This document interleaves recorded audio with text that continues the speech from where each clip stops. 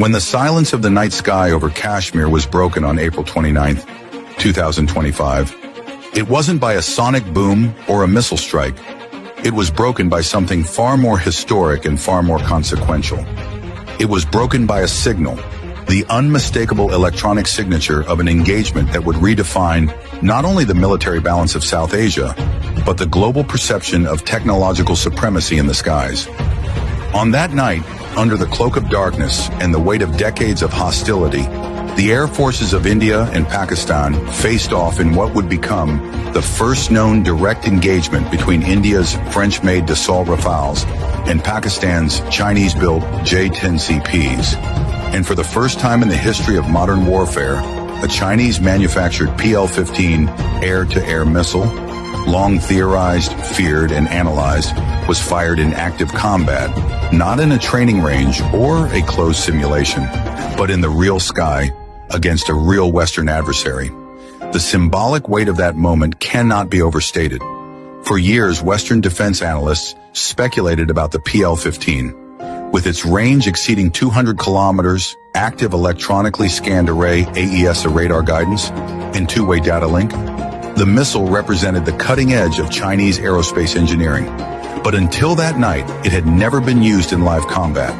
That moment, when a Pakistani J-10CP pilot locked onto an Indian Rafale and launched a PL-15, marked the beginning of something unprecedented. The first ever use of Chinese next-generation missile technology in a peer-to-peer engagement. Not against insurgents or outdated aircraft, but against one of the most sophisticated Western fighters in operation. The PL-15 was no longer a rumor, no longer a theoretical threat on PowerPoint slides. It was now a weapon of war, and yet the world almost missed it. There was no bombastic announcement, no press conference, no smoking wreckage on the ground.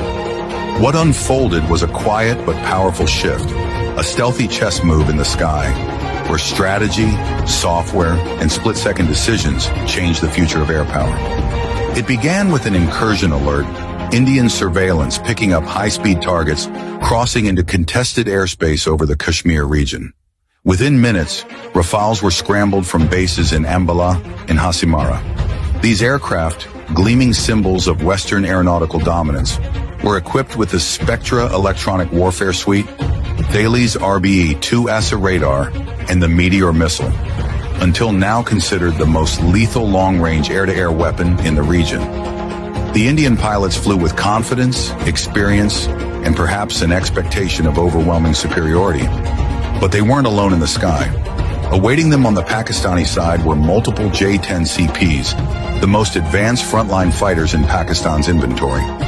Built by China's Chengdu Aerospace Corporation, these aircraft had been upgraded to match and exceed many of the capabilities found in Western 4.5 generation fighters. But what truly made the J-10CP a threat that night wasn't its engine or its airframe. It was the digital ecosystem behind it. Each jet was part of a live combat network, connected in real time to ground-based sensors, airborne early warning and control aircraft, and AI-assisted targeting algorithms. And unlike traditional combat formations, the J-10CPs were flying as part of an integrated swarm, each one feeding and receiving data from the others in milliseconds. From the moment the Rafales entered contested airspace, they were already being tracked by radar nodes located far beyond visual range. The J-10CPs began to maneuver in coordinated arcs, utilizing radar cross-section management and deceptive jamming pulses to obfuscate their locations.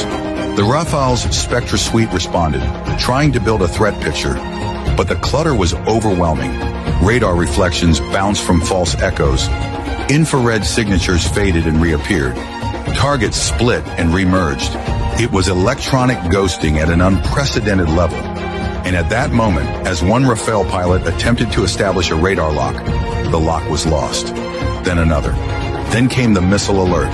The first PL-15 had been launched. That moment, a digital lock from beyond 150 kilometers, a launch command passed through an AI-vetted fire control system, and a sleek, ramjet-powered Chinese missile streaking through the upper atmosphere toward a French-built aircraft signified the crumbling of a long-standing assumption.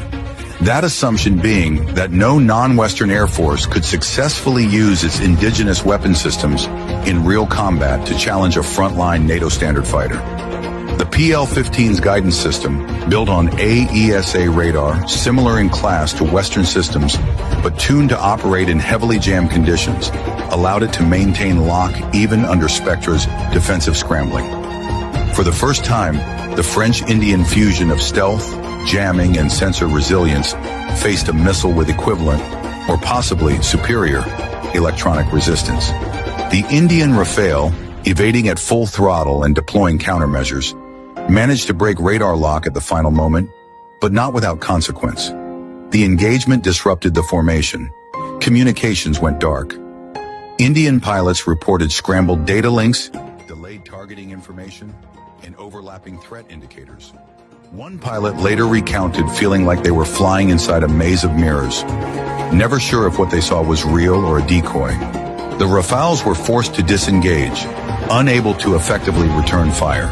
Their Meteor missiles operating in a heavily jammed environment failed to achieve lock before safe engagement range. For the Indian Air Force, this wasn't just a tactical retreat.